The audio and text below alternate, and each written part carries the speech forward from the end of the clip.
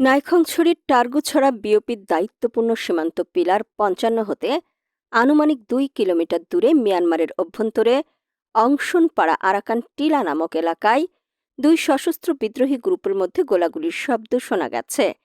টার্গুছড়া বিওপির দায়িত্বপূর্ণ সীমান্ত পিলার ৫৫ হতে আনুমানিক ২ কিলোমিটার দূরে মিয়ানমারের অভ্যন্তরে অংশুনপাড়া আরাকান টিলা নামক এলাকায় আরসা এবং আরাকান আর্মির মধ্যে থেমে থেমে ৪০০ থেকে ৪৫০ রাউন্ড ক্ষুদ্রাস্ত্র ফায়ার এবং আনুমানিক ৬ থেকে ৮ রাউন্ড মর্টারশেল ফায়ারের শব্দ শোনা যায় বলে স্থানীয় সূত্রে জানা যায়।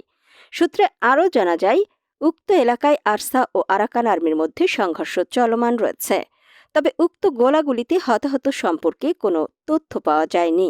উল্লেখিত এলাকায় আরসা ও আরাকান আর্মির মধ্যে সশস্ত্র সংঘর্ষ পরিস্থিতি বিরাজ করছে, যা সীমান্ত এলাকায় অস্থিতিশীলতা বৃদ্ধি করতে পারে বলে জানা গেছে। আরও জানা যায়, উক্ত এলাকায় আরসা সদস্যরা আরাকান আর্মি ক্যাম্পসমূহের চারপাশের বিভিন্ন স্থানে অ্যাম্বুশ পেতে ঘেরাও করে রেখেছে।